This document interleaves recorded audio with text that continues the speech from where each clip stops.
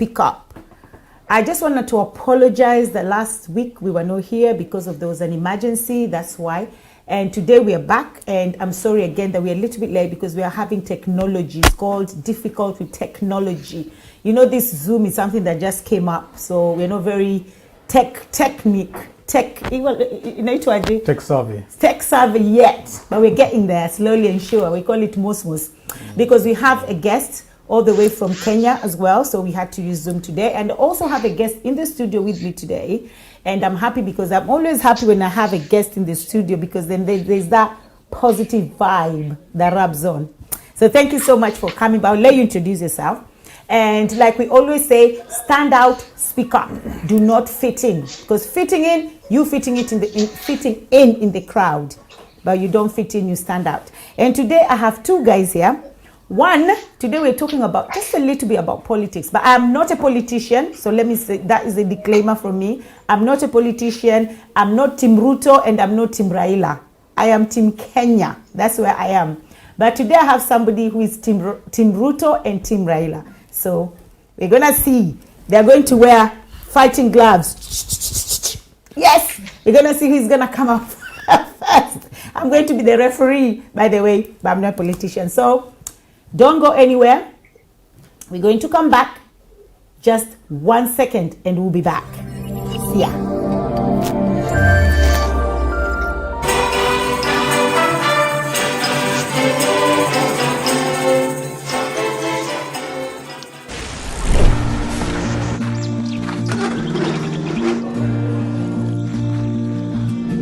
At World Remit, we understand what the journey is about.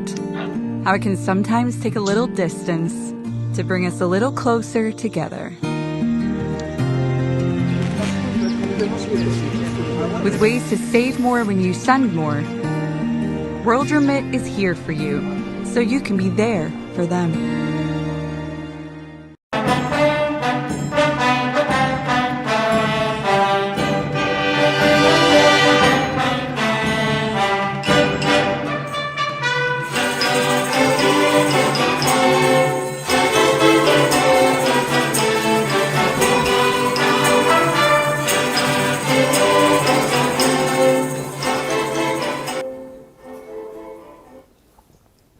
Thank you. Okay, welcome back. So I'm going to start with Sam, who is here with me in the studio, just to introduce himself. So Sam, tell us who you are, what you do, why Team Raila is later. But yeah, tell us. Well, thank you, Lydia, for having me in the studio. My name is Sam Okop. I am originally from Kenya, in a place called Ugunja, Mira. I know that place. Yeah, beautiful place. I work in the insurance industry in the City of London. I'm an insurance regulator dealing with regulatory issues and to make sure the company doesn't pay a lot of fines from FCA. Yeah, basically that is me, long shot, married with 2 daughters. Yeah. Okay, thank you very much. I always like giving people high five and then the studio. And then tuta sanitize badai. Oh yeah, where is it? Tuta sanitize badai. Okay, so now I'm going all the way to Kenya, and Nelson, please, if you can introduce yourself. Okay, thank you. My name is Nelson Yeno. I'm from Kenya, Kericho County, but currently I'm in Nairobi, and I work as an operation manager in Oracom Group. And Oracom Group, just like I had said, we have a number of companies, including Pearl City, including my big order, which is a newly opened supermarket. We have digital marketing and digital web design. And also we have a new app called My Leader Kenya. Of course, that is our interest probably. We are going to have to download My Leader Kenya app, which we have a number of projects that we are going to introduce to politicians in Kenya, and it's going to be great for them to use it. So thank you, and I'm ready to join the discussion. Okay, thank you very much, Nelson, for that introduction. All right, now I'll start with Sam. Sam, why Team Raila? By the way, who is Raila? Because some people will be like, Raila, Good. who is Raila? Good question. And Yes. to be honest, before you take a side in Kenyan politics, whether Team Ruto or Team Raila, it is always good to have a background knowledge of who you're supporting. And I have 100% conviction that Raila Odinga is somebody of immense repute and is somebody who's done a lot to the Kenya as a nation. I'm not going to go back into his study days, but talking about his revolutionary activities to bring change in Kenya, I think he's only second to Mandela in African context. He is somebody who was jailed without trial in the 80s for many years, and when he came out, him plus other young Turks at that time, they kind of championed the second liberation, which culminated into the 2010 constitution. But before that, they fought a lot to have what was called then Section 2A of the old constitution to be repealed. That particular sections completely rendered Kenya a one-party state, and no parties were allowed. And Raila and a team of now all men, reasonably old, but young at that time, fought tooth and nail day and night. They spent nights in cells to make sure the future generation, our today, was fought for back then. It didn't stop there. The section was repealed, and Kenya allowed the multi-party system. And some of the benefits we enjoy today, you can speak, you can associate with any party, you can support whoever you want. That just because of Raila Odinga and his team then. So he stood for freedom of speech, I would say. Absolutely, not only freedom of speech, but also for human rights. Before, there were a lot of violations of human rights. You couldn't say anything against the government and get away with it. You couldn't even oppose or even question those in power then. But because of Raila and the team that was surrounding him at that time, we can now you can call deputy president a name you want to call him, and still get away with it. Which we shouldn't do. Something not good, something very immoral. But you know, we got the freedom to say what we want, as long as it is not defamatory in nature, or it's not slandering that particular person. And Raila Odinga didn't stop there after the repeal of Section 2A. The fight continued, and we saw when in 2005 there was a constitution, and there were two drafts. There was one team that wanted a different draft, which was called the Bomas draft. And then there was another team that wanted a constitution that would champion the human rights and all the freedoms of human. So Raila Odinga and the team, apparently at that time, Ruto kind of joined them with At World Remit, we understand what the journey is about, how it can sometimes take a little distance to bring us a little closer together. With ways to save more when you send more, World Remit is here for you, so you can be there for them.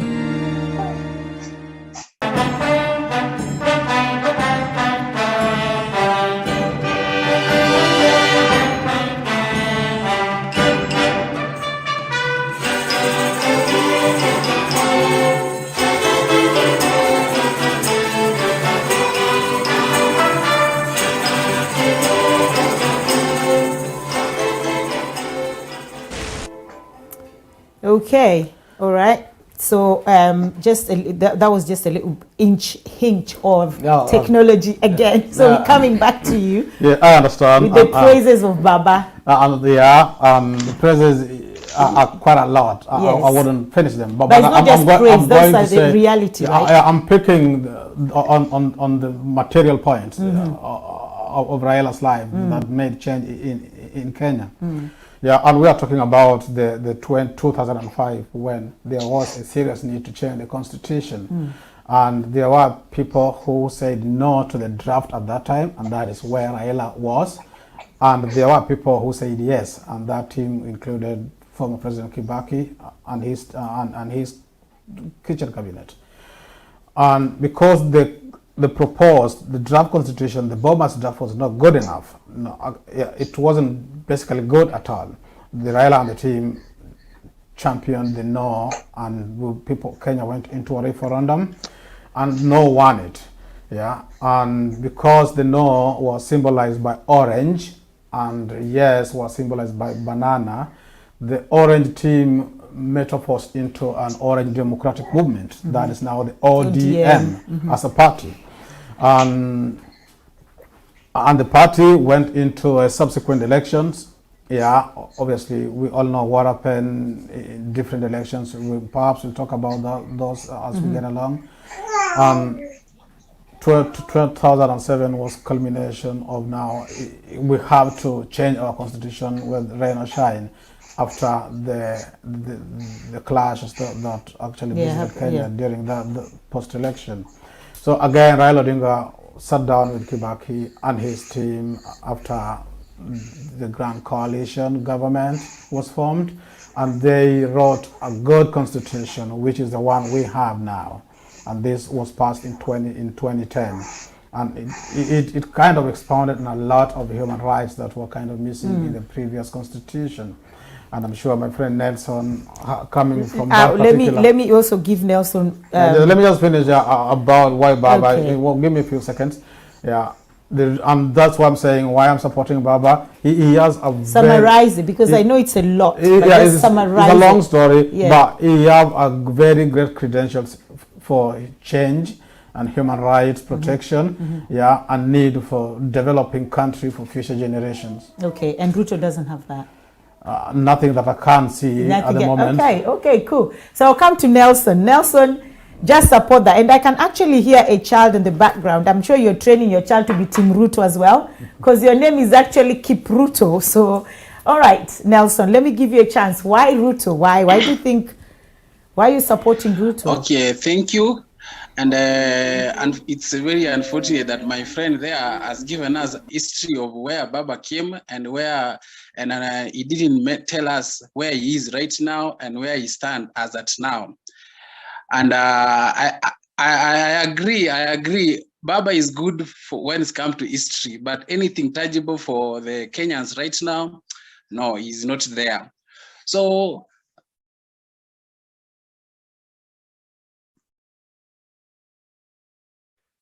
Wow. For the freedom. True. And again, that will not give us enough reason why we should elect him, because he has a good history, of course.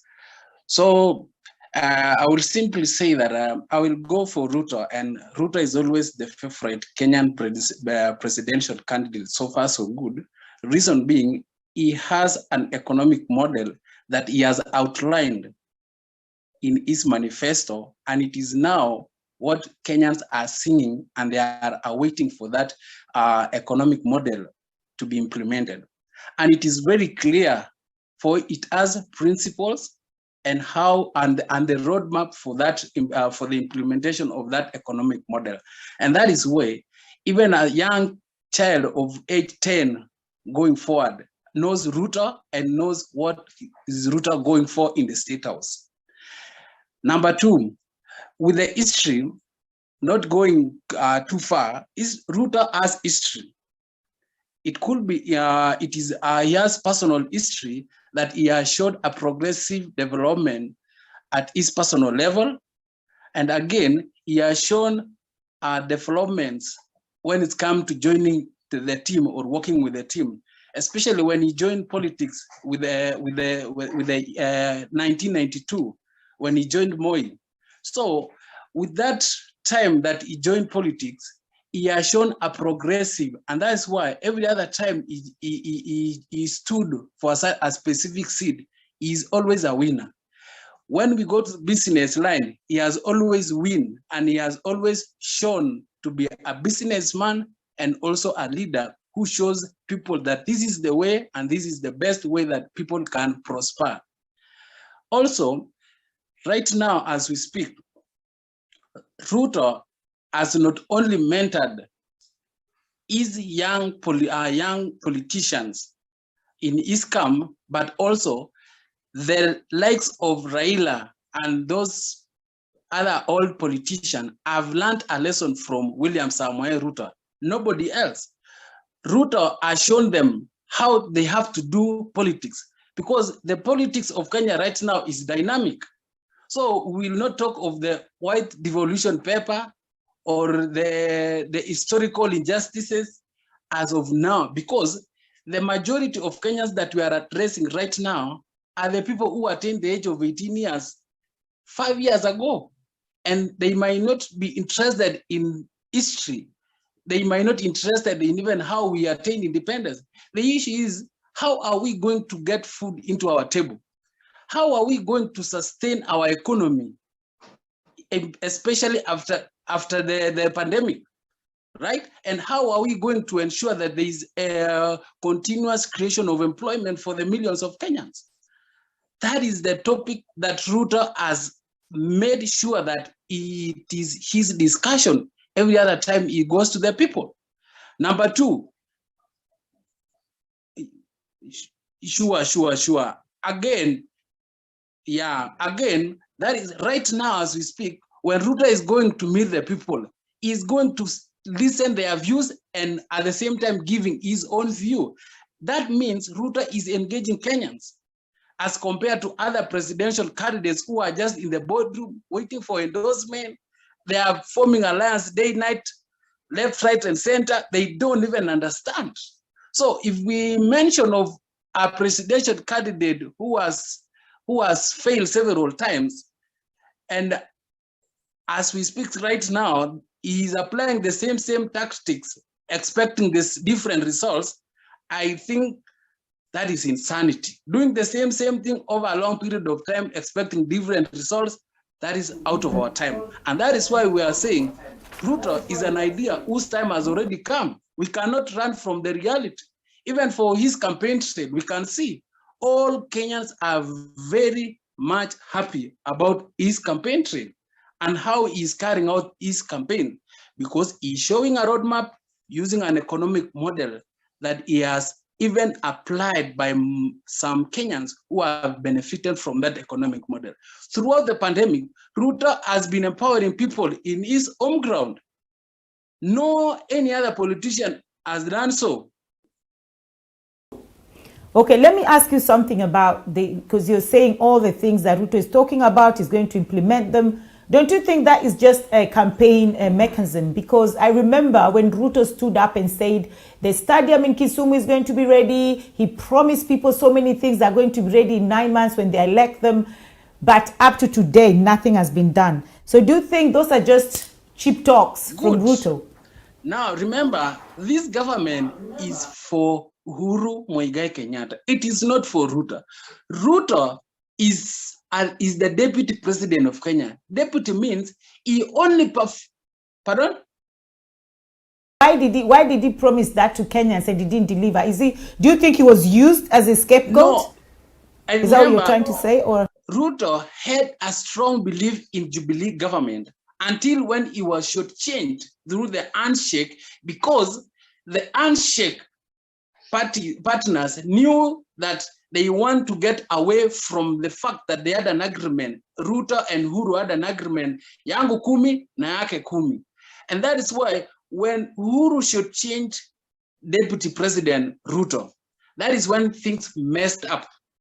And that's why if we want to hold Ruto accountable for the promises that he made, we find no way to hold him accountable for that, because he's not the principal decision maker when it's come to matters of development in the country. So far so good, because he's the deputy. He only performed duties assigned by the president. let me, because I can see he's shaking his head, agreeing, disagreeing. I don't know which one. So, well, Lydia, I'm not going to talk about the person of Ruto. Yeah. Everybody knows what a character he is. And what is that? Many people who have followed Kenyan politics know what a deceitful man he is, what a vengeful man he is. Somebody you can't even question and get away with it. Yeah, I don't want to remind you, people who put hard questions about his money, where they are. We all know where Jacob Joma is, for example. Well, that's assumption. So we yeah, can't it's assumption, and yeah. we all know where he is. That is why I don't want to get into it. Okay. Yeah, perhaps if you allow me, I will dive into the economic model he is talking about. Yeah, and we have all heard about the bottom up. Yeah, and that is just by lip services. There is no structure that Ruto, or rather the UDA team, has come up and told the Kenyans that we have a bottom-up approach to economic recovery of Kenya, and this is how we are going to do it. Yeah. Nevertheless, on the other side, yeah, of the ODM party, which kind of champions the rural development. Yeah, ODM is looking at the youth empowerment. Yeah, and they are going to do all this in a structured way through the already existing systems, which is the devolved government. Yeah, and we are going to even get a lot more money from the central government into the devolved government, and that will eventually trickle down in a structured way to many people on the ground. The other day, my party leader Raila Odinga said, we as an ODM government, yeah, we will come up with a structure such that those who are not having any money or earning any income will be paid up to 6,000 shillings per month. Yeah, and there will be like social services. There's like a social protection to them. Yeah, and the medical care will be looked into, and people who are low income earners, yeah, will have their subscription paid by the government. Yeah, and we also looked at an ODM. Look at the ODM properly. You'll see that some of the objectives is to create things like the youth commission. The youth commission basically is a commission that will elect both boys and girls of that age gap to champion the interest of youth and present those interests when they are dealing with other organizations. The other party just talk. Yeah, they have money that nobody can tell exactly how that money got acquired, and they are going out dishing money to people, and then after they left that particular place, people are fighting, killing each other, yeah, because they're fighting for that money. Yeah, our party tends to do things the right way. Yeah, he keeps saying about like Raila has stood several times. We all know the times that Raila has stood. Yeah, from where I sit, perhaps he got a different view. Yeah, that the contested elections, if they were very free and fair, yeah, Raila had won from 2007. Yeah, and again he will win. Yeah, the other team are a bit worried that right now, because the Raila who's been winning the previous 3 elections but never been given a chance to lead, now is in good books, yeah, with the so-called establishment, or rather the system, or rather the government of the day, which is the presidency and the executive. Yeah. So they are kind of worried that this guy is having not a support of the presidency, but a listening ear of the presidency and the executives. Yeah, stands a chance of doing things the right way. We just want a free and fair election. We don't want an election to be done in our favor. We want a free and fair election that whoever wins, yeah, wins in a free way. And if you put Raila Odinga on the right and Ruto on the left, trust me, at the end of the day, the right will hold the day. Okay. Nelson, do you want to respond to that before I can just ask my question regards to... Yes. Because I know, especially when... Yeah, okay, go on. Kindly. So I would like to respond to my friend there that as long as he's mentioning that ODM will do, ODM will... that is all about you. The rest of Kenyans doesn't know the structure of ODM. And as far as I'm concerned, right now, Kenyans... I don't speak for everybody. Just say probably Uda or yourself, because you cannot speak for Kenyans. We are 48 million, so you cannot speak for everybody. And Linda, if I may interject. No, let him finish. Let him finish. Go on, Nelson. Okay, Okay, as from my end, as far as I'm concerned, actually ODM has been in existence for quite a number of years. And comparing to UDA, the membership of UDA right now, compared to that for ODM, we see that UDA has got a high number of members and high number of followers, even those who have not registered. That is point number 1. Then number two, when we compare even the ODM and the UDA right now, UDA is more of incorporative, or rather it incorporates many Kenyans, and it gives opportunity to Kenyans and to majority of people who doesn't even have the ability to join the party with the amount of money that is required for party membership. So UDA and ODM, as you have said, has promises for Kenyans. But the question is, who stand a chance to fulfill the promises that he or she is making right now?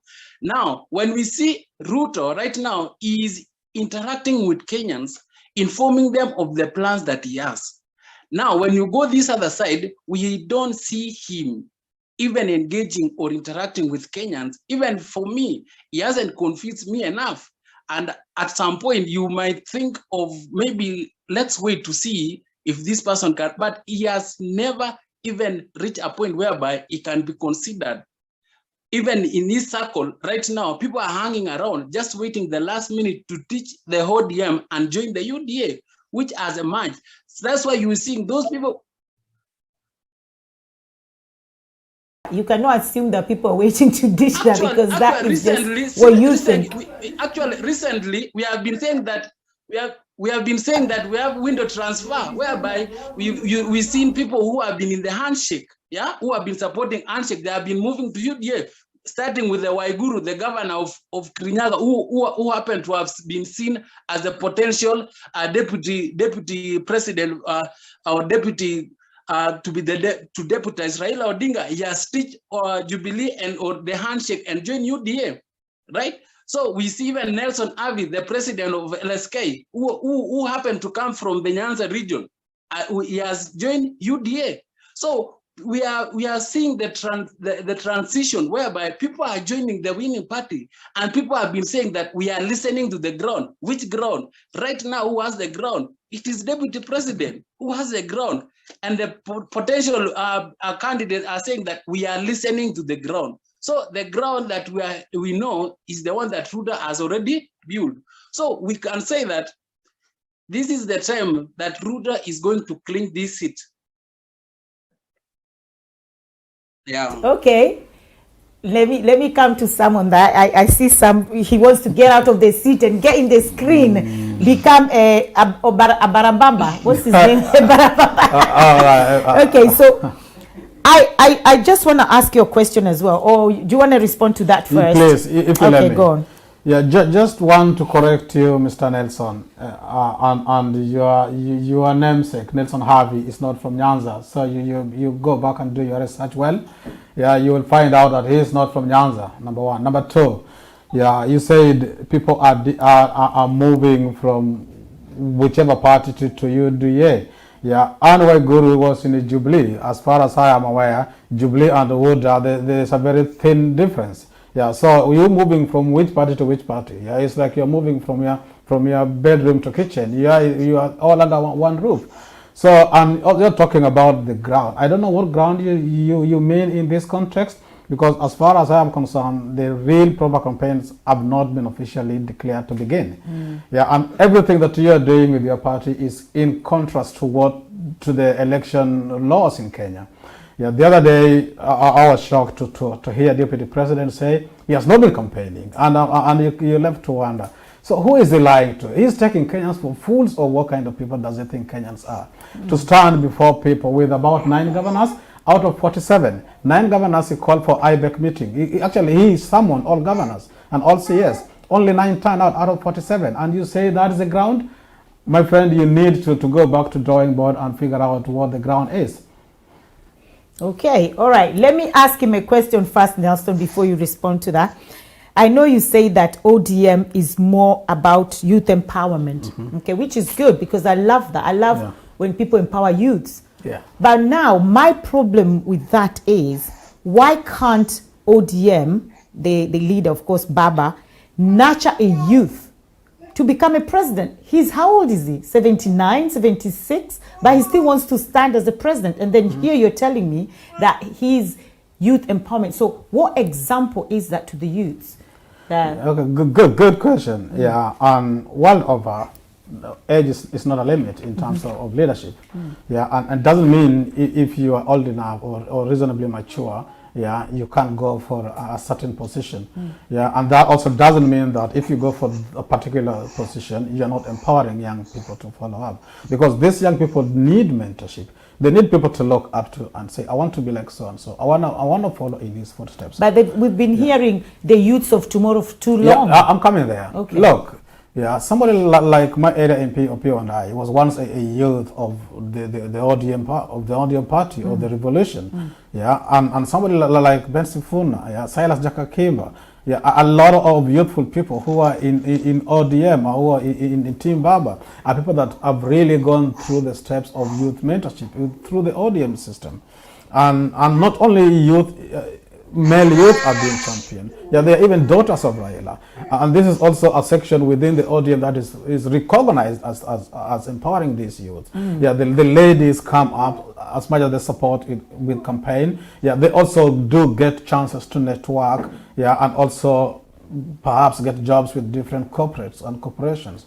Yeah, ODM is very passionate about youth empowering, and they are planning in the next government. We're going to actually through international bodies and multinational corporations arrange like paid internship for at least 1,000 youths every year. Yeah. In addition to that, yeah, ODM knows that in every sub-county at the moment there is like a TVET.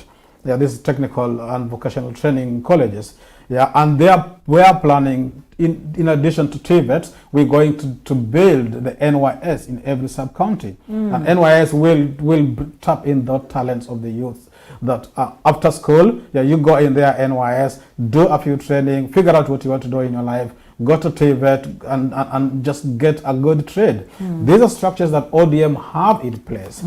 Our competitors, or rather the other side of the coin, they are a lip service and they are best known for either to metenga or we will do this. And we've seen that from the time, and surprisingly, he is even refusing that the promises that were not met by the Jubilee government should not be put on routers. He's the one who stood up and said, yeah, we will build Camarien Stadium, which is historic, within 6 months. Yeah, we will build that. Yeah, kids, we are going to give you laptops, computers. Where are those kids who were promised computers or laptops? Yeah, and now 8 years or so, or 9 years, and you want them now, once you finish that. The second campaign was about digital against analog. They say, we are the digital team. Yeah, we need technological advancement. Now that you see you didn't actually live to your technological rhetorics, yeah, you're now coming with, okay, you now have the technology. I'm going to give you a wheelbarrow at the end of the day, and you call that economic blueprint. You know, I think my friends on the other side, need to go back into the drawing board and write their policies straight. That can convince people like me, yeah, and you, and maybe somebody who at least spend some time in school and classes to read some books. Yeah, not everybody will run with the rhetoric like my friend Nelson is saying, oh, we'll be given this by that, what the other team does wherever they go, anywhere. Yeah, and Lydia, I don't want to talk too much. I'll pass over to you. Okay, let me pass it to Nelson. But I wanted to ask you, Nelson, a question, but do you want to respond to that first before I can ask your question? Yes. Okay, I will simply say that one thing that I think we should all know is that for this government, even for this government, this government which is ending, there is no way you are going to ask Ruto whether it anything that was in their manifesto, if it was accomplished or not. Reason being, the president, who is Uhuru Muigai Kenyatta, is in charge of government and anything or all the affairs that has been run. So if we happen to judge Ruto or to expect to say whatever Ruto said, we expected to be accomplished, and I had said earlier that Ruto was shortchanged. So there is nothing. Ruto doesn't have that capability of telling us that we had promised this and we didn't finish. 4 years before the handshake. So what happened all those 4 years first before the handshake? Because right now You're saying he was shortchanged, but he was shortchanged 5 years later, actually. So those promises were made. So why were they not fulfilled? So what makes you think that when those promises had been made, we have some which had been fulfilled, which last mile electrification had been fulfilled. And right now we have villages having the electricity fully installed. That is number one. And they were looking at those projects which were going to touch the life of, which seem to be basic, right? Now we have construction of roads which have connected to the rural areas completely. So we have those few areas whereby they're still complaining of tarmac roads, but 90% have already experienced good infrastructure within the area. Now we have the issue of employment. Right now, were it not for the pandemic, we had been the process whereby Kenyans had been they had been given an opportunity through the Ajira program, where the youth have been trained through the Ajira program, and they have been given such opportunities from the respective personnel, whereby even including the TVET that my friend is mentioning there, it is already in the pipe. It is already in the pipeline, whereby when Ruto mentioned about the employment and maybe economic prosperity for the Kenyans by then, he mentioned about the TVET. And right now, the TVET are getting funds. Even any other student who joined the TVET school is getting help loan. And now, when you get the help loan, even when you are in the rural technical school, you are going to get the help loan even with your grade D. And those are some of the manifestos that Deputy President mentioned by then through Uhuru Muigai Kenyatta. And the only person who were to implement these manifestos was Uhuru Muigai Kenyatta. So if we say it was implemented partly, that is okay. It is Uhuru who had a say by then. So for Ruto now, we are giving him a chance to express himself and tell us what he can do now as the CEO of Kenya. So we might not hold him accountable for the unfulfilled manifestos, because right now he has a chance, and you can ask him any question relating to his manifestos that he's telling us. But for that of Jubilee, it is Uhuru Muigai Kenyatta. That is why in Kenya we only know about the president and not the deputy presidents. Yeah. So let me ask a question again about the question that I wanted to ask. I know, and don't ask me about evidence, because a lot of people always, Ruto himself is saying, show me evidence, and Ruto supporters are like, show us evidence, that they say that Ruto, every time anything comes up about corruption, the most corrupt politician in Kenya, his name is always top one or top two or top three. His name always comes up, even though real evidence, probably nobody has seen it, but they say that where there is smoke, there is fire. So there is something there with Ruto. So how can you now stand there and tell us as Kenyans that we need Ruto as our president? Somebody that every time there's corruption, there's money, selling lands, taking children's playground and using it to build his hotel. All these sorts of accusations. And I know that for now, probably they're just accusations. But like I say, there's no fire, smoke without fire. How would you now convince us to vote for somebody who is corrupt? Thank you for that question. So one, we have to acknowledge the fact that we have independent bodies which are dealing with corruption in Kenya.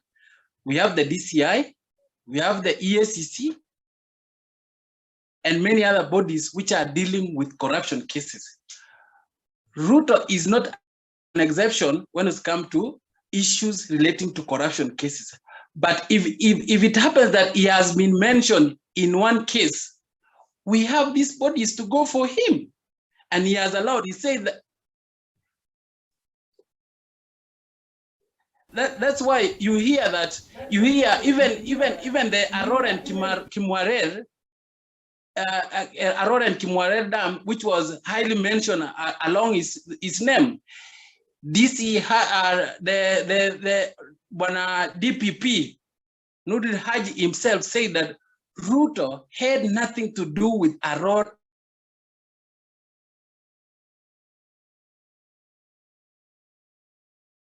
of losing you. I will not be happy to lose you at this moment. Okay, we are kind of losing you.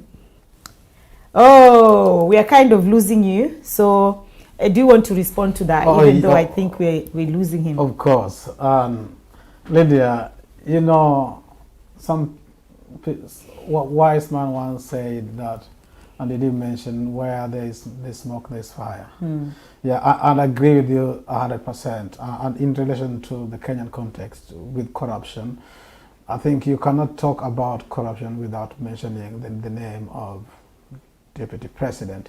I really feel uncomfortable to start discussing personalities because I really don't want to.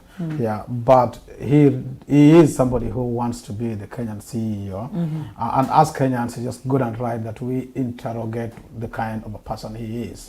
Yeah, and if somebody every now and then his name pops up in a deal that is gone bad, you know, then that person got a questionable characters. My friend, before you disappeared, you mentioned DCI, said Ruto isn't actually mentioned. No, that I don't think is correct.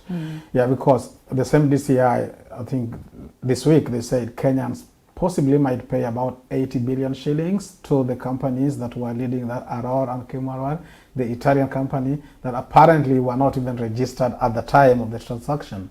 So there could be a legal battle between us. Are you going to pay us? And Kenya will go, if we're paying you, who are we paying? Were you even in existence at the time of the contract? Yeah, and we remember when there was a question about 23 billion Kenyan shillings lost. The deputy president actually stood before the cameras and told Kenyans, we only lost 7 billion. Seriously, belittling 7 billion is a hell lot of money in Kenya. Yeah, and can do a lot of things. So to him, he kind of admitted, albeit indirectly, yes, that yeah, we've lost money, but not that 23. We only lost 7 billion. So talking about corruption, and in terms of money lost from the public coffers to one person, to be honest, it's just sickening to even think that this is the same person that wants to be protecting our economy as the president. What does he want? In my view, what he wants is just want to get there, be the leader, and enjoy all the immunities that comes with it, so that nobody asks him a question. He knows he's dirty already. Many people know he's dirty when it comes to corruption. Yeah, not only in Aurora Kimware. Yeah, the Langata, somebody who's got guts to go and tear gas primary school kids, you know, so that they can get out of the school and to grab the land. No, you can't stoop that low. And Kenyans should stand up and say, like your title says, stand out, speak up. Yeah, Kenyans should stand up and speak up and say, you know, we can't just afford to have this guy at the helm. Yeah, if we do this, yeah, then Kenya will be destined to dogs. That's what I can say, really. Okay, so because Nelson, we've actually lost Nelson. Him, yeah. Okay, yeah. So there's some questions that I will not ask because I know you, because you're for Baba, you respond on his side, but he's not here to defend quite a shame we lost Ruto. Him. So it's quite a shame that we lost him. So I'm not going to ask the question. But what I wanted to ask about Baba is the fact that he said that Uhuru, he said that I will block the loopholes. And I quote his words, I'll block the loopholes once I become a president. And he was actually relating to what the president spoke about, the 2 billion scandal that disappears every day, not every week. Okay. Every day, So I thought that that's really absurd for him to say that, to make that statement that, and correct me, to make the statement that once I become a president, I'm going to block the loopholes. He's a Kenyan, so can't he just, and he's for Kenya, right? Can't he just block those loopholes now before he becomes a president? Or yes, please. Lydia, I think he also did mention that he's been in government and he was the prime minister. Yeah, he was seeing Kenya from a high level and he knew where there are loopholes. Yeah, and he said once he gets back to having those executive authorities, he knows exactly what he's going to do to block those things. Yeah, remember the presidency, the current presidency is the president and the deputy president. Those two are kind of conjoined. Yeah, one can't really work well without the other one. Yeah, and in the first term of this duo, I think President Uhuru Kenyatta kind of let the deputy president do what he wanted. Yeah, because like we are partners. Just help me run the government, do your job. Yeah, and the president came to learn along the way that, oh no, this where the Kenya is facing is not the correct way. We need to actually turn around. And in the second term, soon after the election, and they blame the handshake, with or without handshake, Uhuru was going to tighten all those knots for deputy president and his team of questionable characters. Yeah, he did that, and I remember even not long ago in the energy sector, where there were a lot of money lost. And when questions were asked and the names that popped out were basically all from one particular tribe, yeah, Mtuwetu. And then they went to the press, start saying that we are being targeted, our tribe. So I digressed. Back to the question of Baba. He knows where the loopholes are. Perhaps he's discussed with Mheshimiwa Uhuru Kenyatta, and that is why you've seen. Perhaps. Yeah, you've seen in the last few years, this last term, there's no massive corruption scandals that have come that actually we've witnessed. Maybe what one do you or mean? two. Kemsa. There's no massive like to the level of Kimware and Arar. So when was the 2 million then? You're saying of late. That is this. No. He said what Mheshimiwa Guru said. You know how this money is lost. It's not like somebody is going to the bank and running away with the money. Definitely. Yeah, there are a lot of channels people do. Yeah, this guy knows maybe we got about 20 plus ministries, and out of this 20 plus ministry, I put maybe an MD in every parastatal of the ministry. Yeah, and every ministry maybe you got 2 MDs, and this MD everybody's asked to get me 1 million shillings or 2 million shillings every day. They siphon money that way. KK, all these other the state corporations. It is not like a money collected from one source in one go. Yeah, there were a lot of loopholes that he realized, and I think that also kind of is something that I could relate to Raila's statement that he knows where the loopholes are. So yes, it's quite a sad situation that we've been losing money in a first and in a sectorial ways. The different section is kind of just taking what belonged to them and getting away with it. So yeah, and Baba is right. When he gets to the presidency, I am sure he's going to lock out all those. And the money that we are losing, that is the money we're going to spend on a lot of youth projects. We're going to spend that money in building the economy, and he's going to spend that money in infrastructure. And once there's a good infrastructure, there's rail work, there's road works, the goods move from point A to point B. We've got neighbors who are landlocked. Yeah, we supply them with things from the port. So yeah, that is where the money is going to come from, literally, before the ODM locked into borrowing money outside. Okay. Yeah. Oh, thank you, Nelson. You're back. Oh, so Nelson is back. We thank that. What is it called? Come on, Nelson. I thought you guys are going tech, and you still. That is that's just by the way. No, that's by the way. Not for you to start interjecting here. So I'm not for you to interject here. Okay. So Nelson, you were cut short when you were in the middle of giving us something. Yes, go on.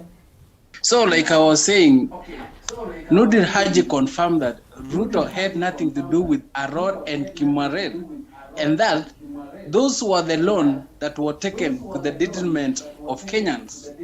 So by confirming that, it meant that no any other Kenyan should victimize William Samoei Ruto for corruption allegations. So all these other conversations that are going around that Ruto is corrupt, those are, I can say, those are the Kenyans who just, it is just a mere propaganda. And it is being propelled by those people who are against William Samoei's presidential ambition. So, and we can because right now we have all confirmed that Ruto should change, and he has been out of the government since the handshake started, right? And now Okay. Just Let me giving a prove it. platform. Ruto, since the handshake started, he has not been running, or he has not been involved in government affairs. And that's why he has been outside the government, as confirmed by the majority Kenyans, and even for everyone, I've been seeing that Ruto has been out of this government. And now, throughout this time that Ruto has been out of this government, literally, we have experienced, or we have had so many corruption cases, right? Even some allies, or some people who are allied to the president and Raila Amolo Odinga, have been mentioned along the corruption cases. The famous one, the KEMSA scandal, yeah. Then and even the people have been even going, the EACC has been raiding the houses of these people who have been mentioned, and they are Uhuru's close allies and Raila Amolo Odinga's allies. So Ruto has not been in the government for the last 4 years, and we have experienced so many corruption cases. So do we say that Ruto has been there by, I don't know even what to say, but Ruto has been out of this government, and we have had corruption cases. So let's not assume things, and let's not say something because we can say. Let's say something with the facts. And Ruto is open for all these corruption cases that are being said. So let's focus on what can build Kenya, and let the independent bodies do their work instead of that since Ruto came out of the government 4 years ago, corruption has actually increased, but yet we have some here who is saying that corruption has reduced. Really? And we are all Kenyans, so I wonder which Kenya we live in, because we all have different perception of what's happening right now.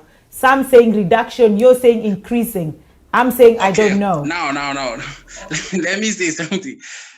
When you say it has reduced, what are you trying to tell us, my friend? Because currently, where I am, even right now, we have had people. We have had people even going for they have been involved in corruption cases, and Raila has been sanitizing them. Yeah, even a good example is Waiguru, who was almost facing impeachment, and he was almost impeached, but because he was singing Baba's song, he was sanitized and he was saved by the Senate. But what happened? Waiguru went back and joined William Samoei Ruto, despite the fact she was sanitized. So when you tell us, when we have billions of money stolen for COVID-19 by the handshake allies, then you dare tell us that corruption are reduced, then maybe we are in another world. Maybe, because personally, I don't see that corruption has reduced. And I know you are saying this because Raila has chipped into the government. No. Corruption has remained to be even higher as compared to the previously. And Ruto is not among the people who have been named in the KEMSA scandal. So let's not make such statements to even such an international TV, because we'll not be honest to ourselves.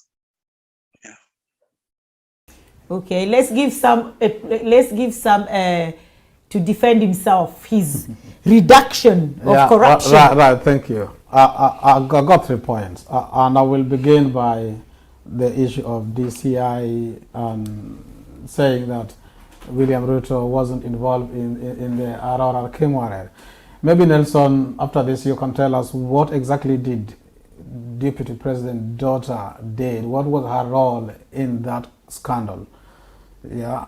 Not only that. Yeah. Not that. Sorry. What was DP Ruto's daughter's role in the arms deal scandal that emanated from Poland?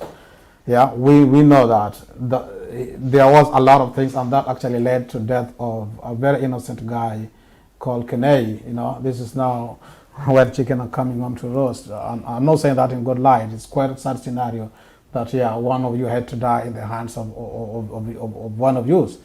Yeah. Back to Aurora Kimware, I don't think the DCI mentioned anything that Ruto wasn't part of it. In fact, he said that Kenya stand possibly going to lose about 80 billion shillings to Aror and Kimwaren case, and that is still active. Yeah, it's just about the technical issues they are talking about on the legality of the Italian company at that time. Point two, and you mentioned about corruption, and mentioned about Waiguru, and you mentioned about sanitization by Raila Odinga. No, Raila Odinga doesn't sanitize anybody. If you are corrupt, you are corrupt, and you've seen that even with the Luo governors. We've seen some even facing court cases, like Migori, for example. Yeah, there have been a lot of cases brought over, and Baba never sanitizes somebody. You go, you talk. It's politics. His interest is changing Kenya, and he's very forgiving. Yeah, if you say, Baba, forgive me, he will forgive you. Anybody who asks for forgiveness technically should be forgiven. Yeah, if you know you did wrong, and even God will, as long as you confess. Point number three, yeah, and this is very interesting. When you say that corruption has actually increased, yeah, I don't see, looking at the level of corruption in the first term cannot be compared by the level of corruption in the second term. I'm not saying it should be going up for you to see it's going up. Yeah, I'm just saying, yeah, in the second term, it is reduced in the sense that there's no mega corruption deals that is happening currently compared to the first term. Those were the days that people like Elgeyo Marakwet, senator, would be flying. They used to call themselves the sky team.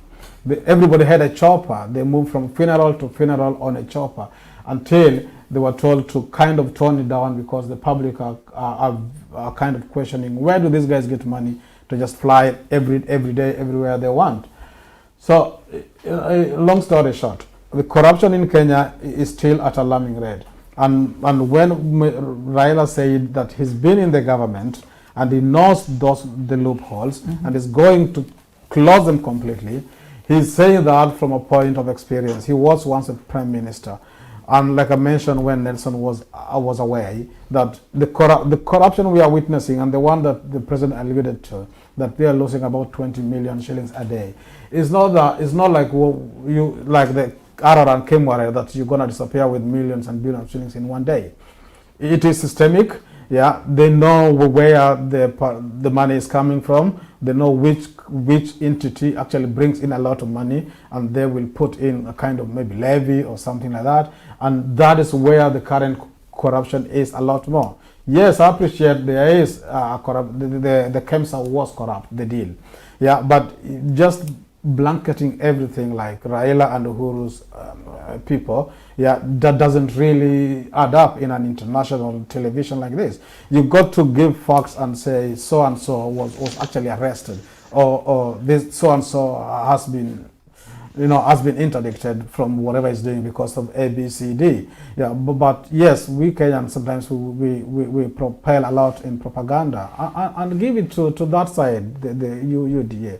They are good at it, and they will sell you everything. Yeah, what we need to know and what we should be telling Kenyans is, yes, we know there are a lot of things going on, and Baba has come up and said that he's going to get the money that we are losing at the moment, and this money will be put in meaningful activities that are going to change the lives of Kenyans. So that's the loophole he's saying that he's going to. Absolutely. Okay. All right. So Nelson, I'm going to come to you because time is not even allowing us to talk about these things. I know this is, we can talk about this for 2 days. I'm sure you'll be sitting there talking. But I just want to ask, what is the genesis of UDA? What are the objectives of this UDA? Okay, allow me to respond to something that he has asked me, that instead of shamming everything and saying Uhuru man and Baba man, our allies, let me be very specific. We had David Murave, who was even raided by the EACC for the KEMSA scandal. We have Junet Mohammed, who was also mentioned to have gotten a tender using who had gotten a tender using a newly registered company, just to mention a few. And now when my friend asked me to say what Ruto's daughter was playing in the arms scandal, and even the Arora and Kimware scandal, which DPP said that Ruto had nothing to do with, then I think my friend has got a very crucial information, and he should fly to Kenya and help us. At least we go through all these things, because you must be having this crucial information that we really need.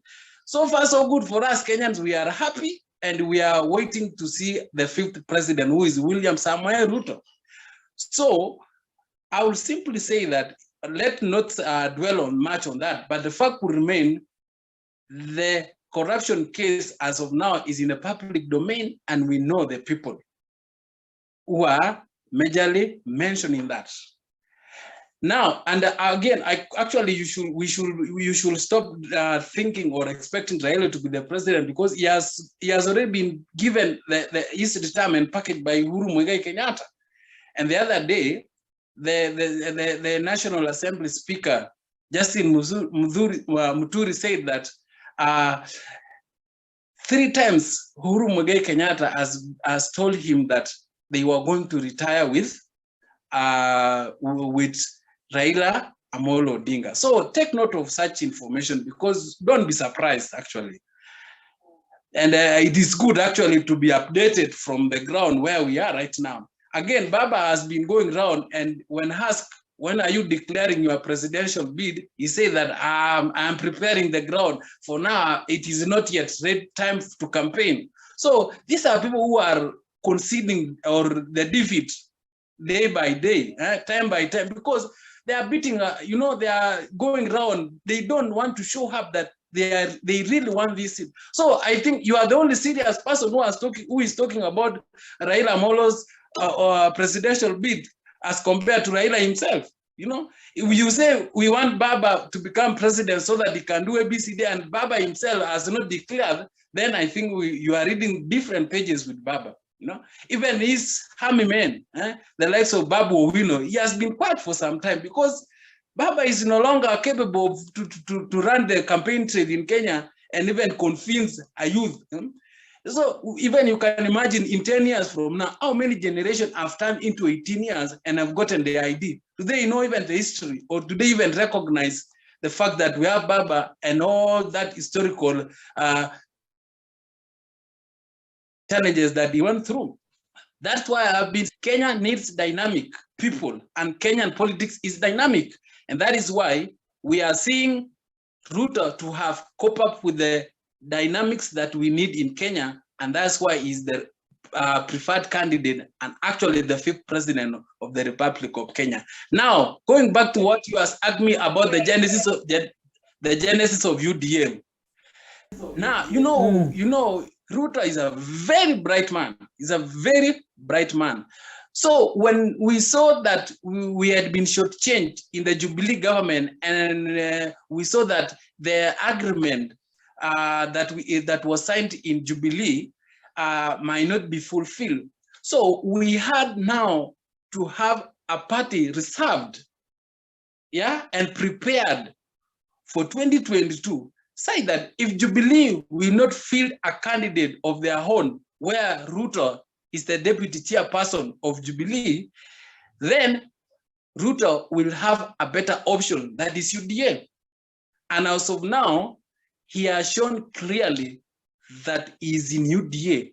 Only the transition or the transfer of his detail from being a Jubilee member to being a UDA member. But UDA acknowledge his presence, because as a matter of fact, Ruto is a national leader. So he can even summarize all the Jubilee and UDA and combine into one, with those remnants who have remained in Jubilee.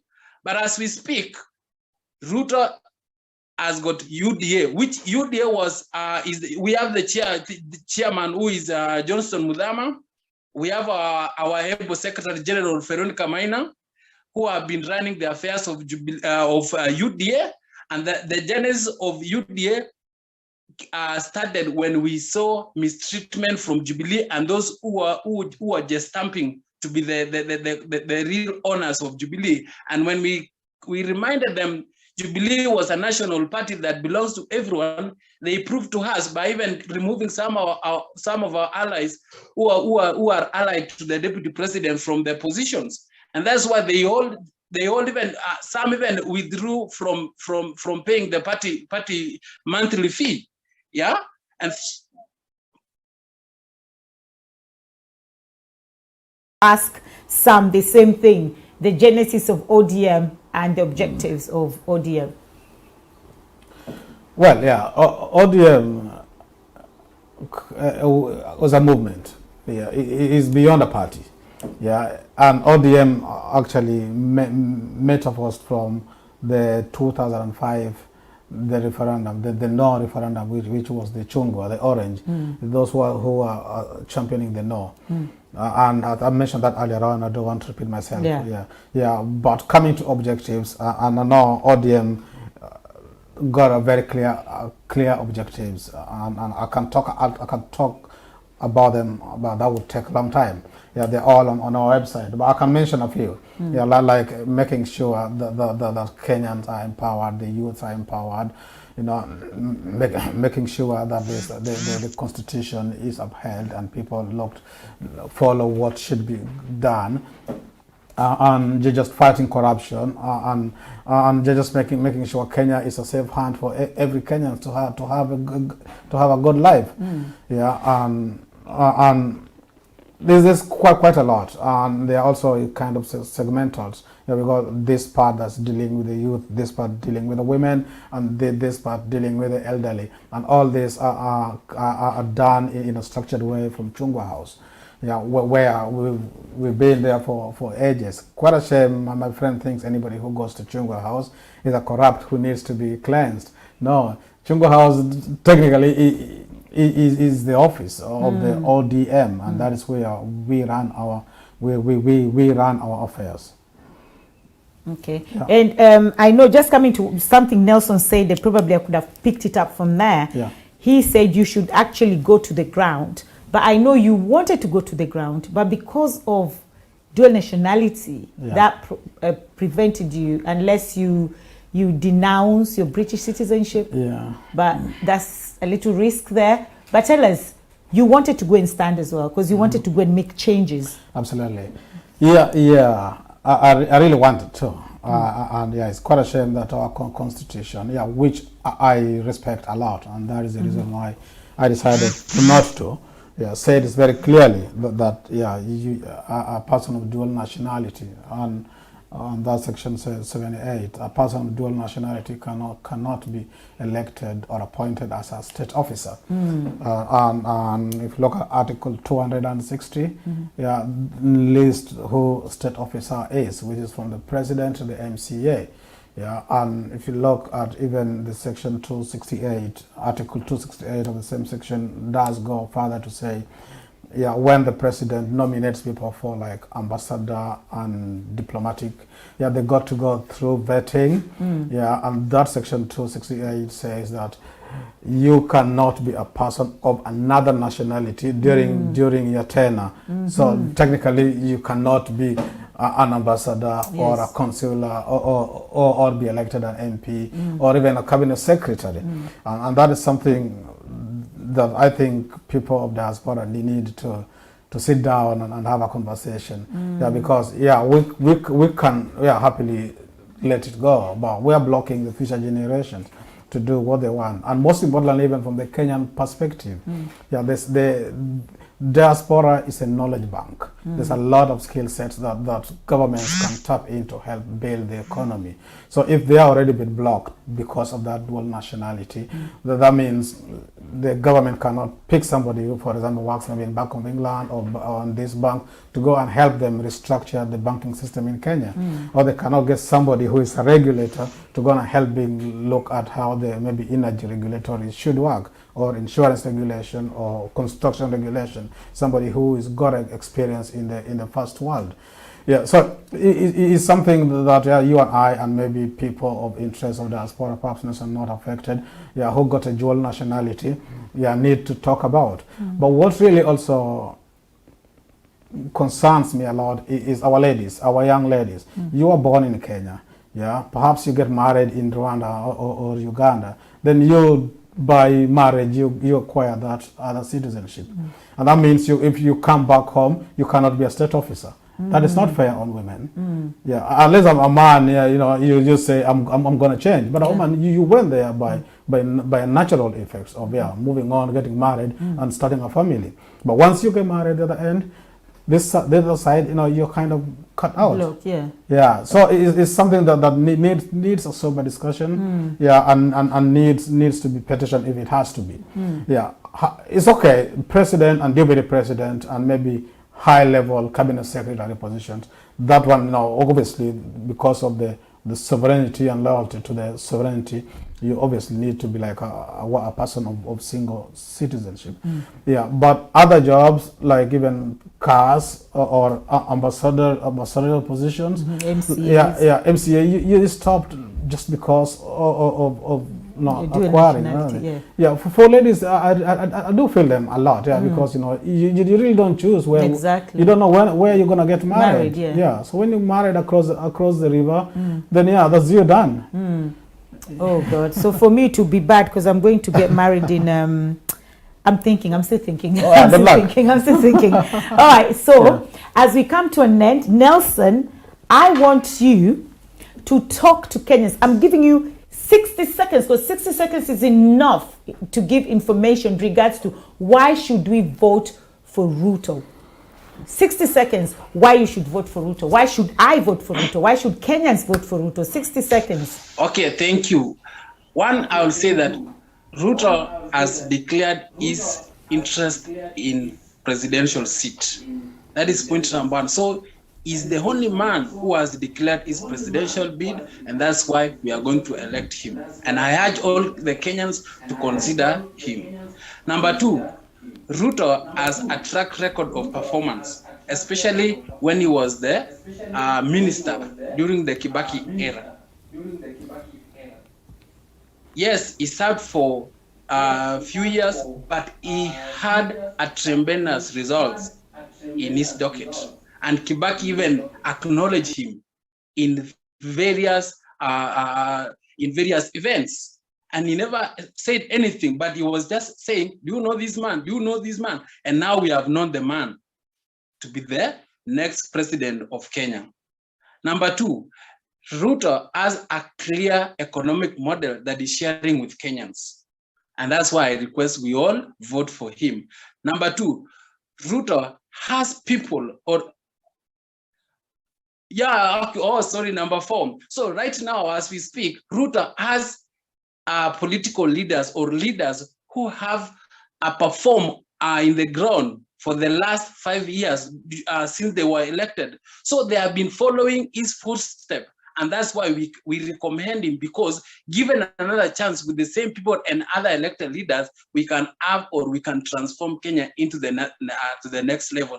And Ruto also has made sure that he's uniting Kenyans. That's why he can transfer to all counties and he can be received. The reception in Kericho County is the same as the reception in Meru County. The reception in Nyeri County is the same as the reception in Kisumu. So he is not an exception, or he is not that he is not choosy when it comes to traversing into counties. That's why he's a national leader. He's being loved by the majority. He's being voted. He's being supported by the many Kenyans. And that is why we say that Ruto is an idea whose time has already come. And we are urging all Kenyans to support and vote for him and keep him in prayers. Thank you. Thank you very much. Okay. Right. Now, your 60 seconds of. I know you passed your 60 seconds, Nelson. That was more than that. But now I'm going to give to the ODM, why should we vote for Baba as a president of Kenya? Lydia, Baba has not said specifically that he's vying for the presidency next year. But all the indications are signs are that he will vie for it. If he doesn't, we will force him to vie for it. And if he does, I will ask Kenyans, all Kenyans of goodwill and those who really mean well for the nation, to vote for Raila Odinga. Number one, he has a great record in terms of change, bringing up change, constitutional amendment, human rights protection. And he also got a great mentorship and a good vision for the youth, the programs for the youth. So I will only ask my fellow Kenyans, when you get, at the moment, go out there, get your elector's card, be ready. Yeah, have your voter's card and your ID. So when the time comes, and I'm sure by 9th of next month, December, yeah, Baba will give us direction. And if he does, yeah, let us all come out in large numbers and vote. We've done that before. From 2007, Baba has never lost election, and let us this time around win and win convincingly, and let us have Baba as the 5th president of the Republic of Kenya. Okay, all right. Thank you very much, Team Ruto, and thank you very much, Team ODM. But what I can say to all Kenyans right now, personally, I'm not a politician, and I'm not Team Ruto, and I'm not Team ODM. I'm Team Kenya. And I'll say that we are Kenyans. So when the time to vote comes, this is what I'll tell you, do not fight. Because you see Ruto and Raila, behind the scene, they are good friends. They eat together, they dine together. Their children are not in Kenya. Even if they're in Kenya, they're protected. So when you're fighting for Ruto, you're fighting for Raila, and you're killing each other, these two people are best of friends. In front of the cameras, they want us to see that they're enemies.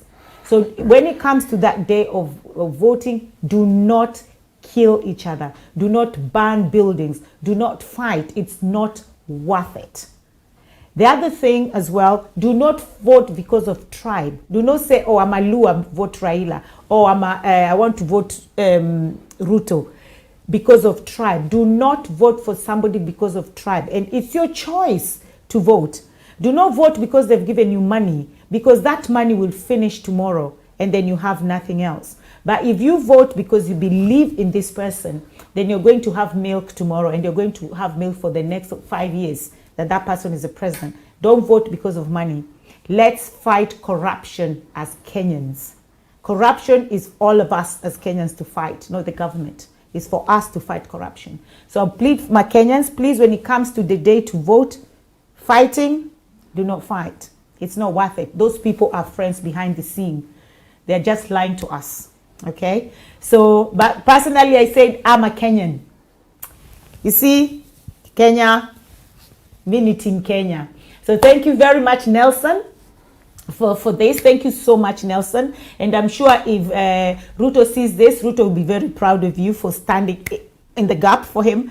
And thank you so much, Sam, as well. And I'm sure if Raila sees this, he'll be so happy that you stood in the gap. If they see, they will not be happy with me, because for me, I don't support any of them, okay? So I support Kenya, and I'm happy for that.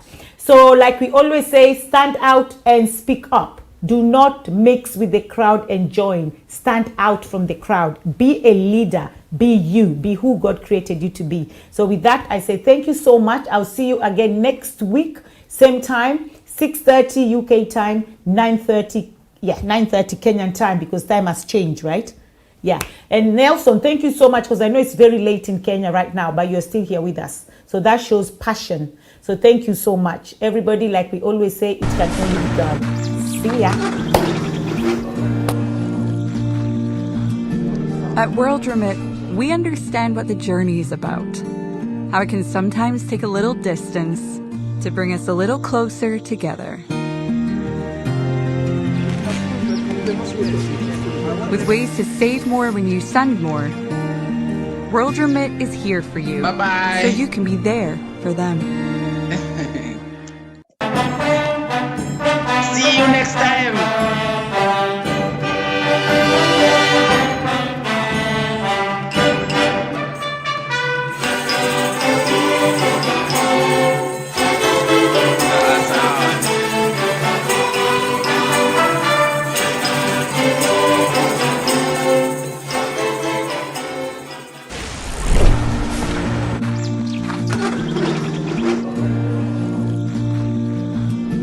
At World Remit, we understand what the journey is about, how it can sometimes take a little distance to bring us a little closer together. With ways to save more when you send more, World Remit is here for you, so you can be there for them.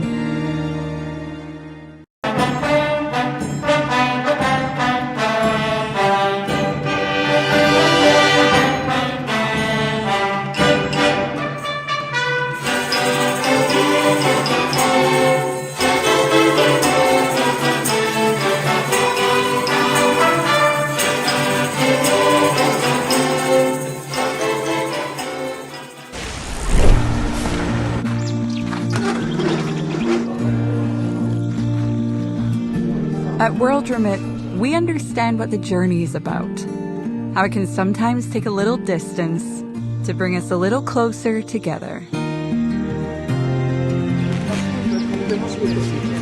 With ways to save more when you send more, World Remit is here for you.